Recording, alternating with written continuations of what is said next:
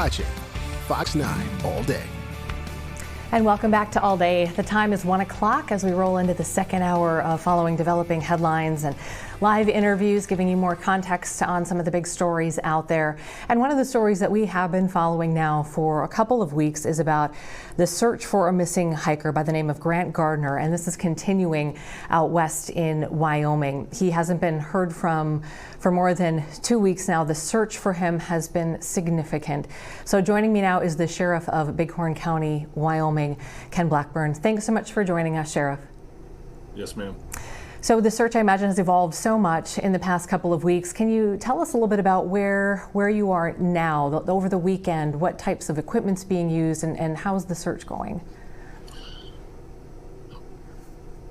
I think I have to give you a little perspective first of how broad this area is. This is a wilderness area, and out in the west, some of those wilderness areas are hundreds of thousands of acres.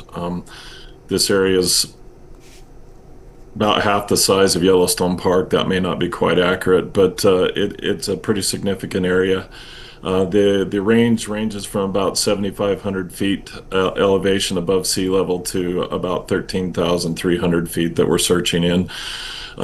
We're searching in the upper alpine area above the timberline, so we're searching at about 10,000 feet and above, given the best evidence that we have with the assistance that we've received from our Wyoming Division of Criminal Investigation and the FBI. They have done significant work attempting to extrapolate cell phone data from Mr. Gardner.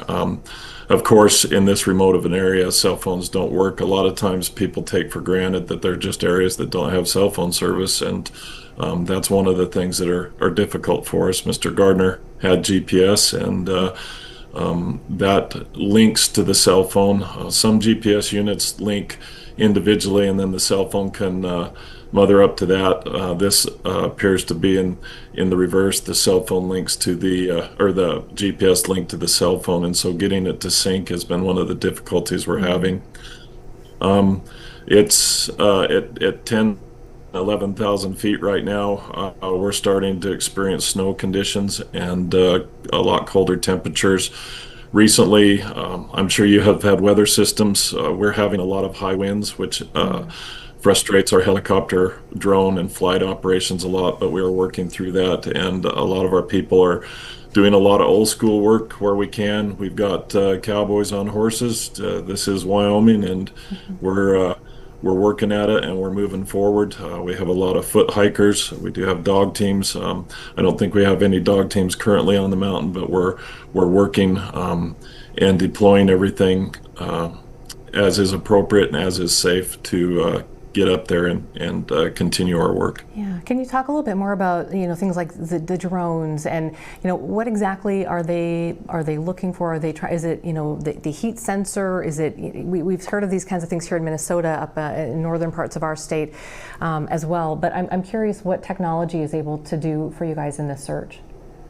Well, we have used FLIR technology. That's forward-looking infrared radar, and that's the heat signatures that you're talking about.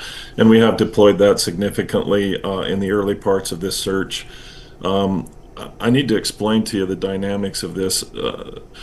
In a lot of these areas, there's not a marked trail. When you get above timber and you get into these rocks, the trail really isn't designated, and there's boulders, I would say, the size of cars and possibly houses, and in between those boulders are fissures and cracks and crevasses, and there's also little caves.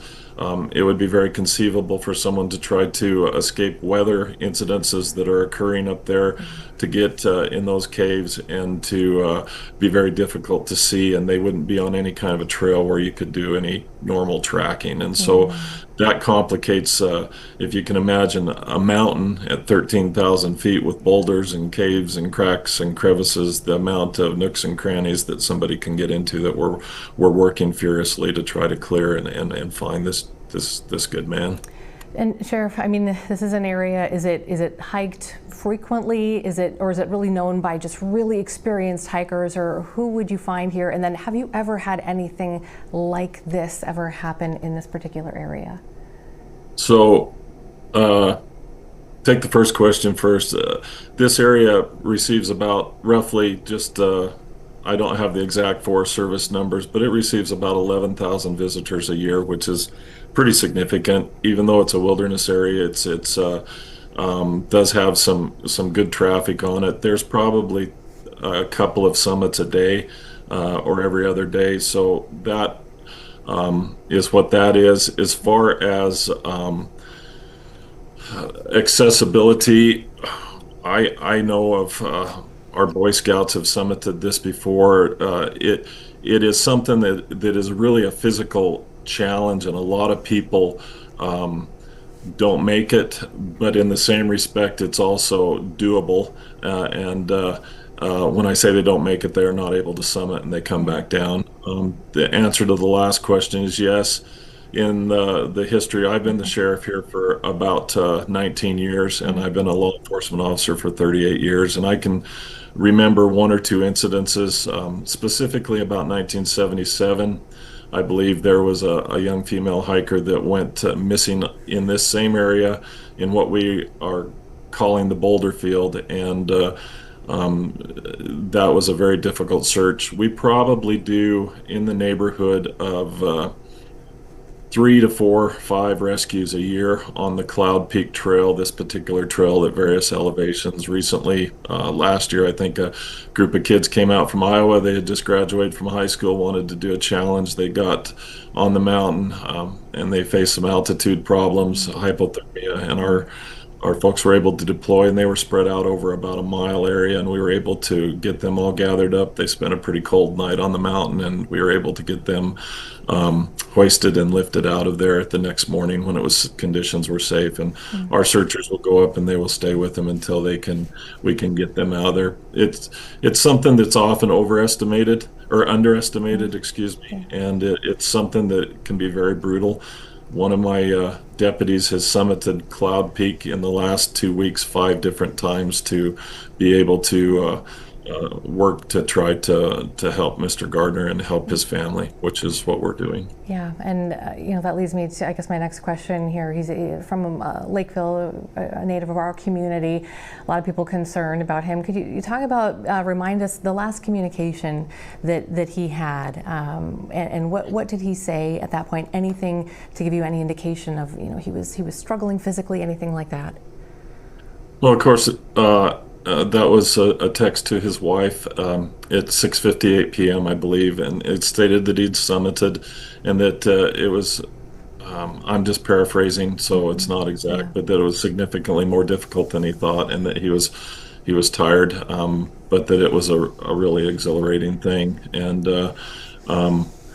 that was the last communication we had that we are able to attribute specifically to that. There are some forensics that we've developed that are helping us where he attempted to turn it back on. And you need to understand that at 13,000 feet, there's probably a little bit of texting service there, but we're in the wilderness. And although there are cell phone towers in the area, once you drop below a certain elevation, probably about 12,000 feet, you're probably don't have any communications, and that's what we're working with at this time. Okay.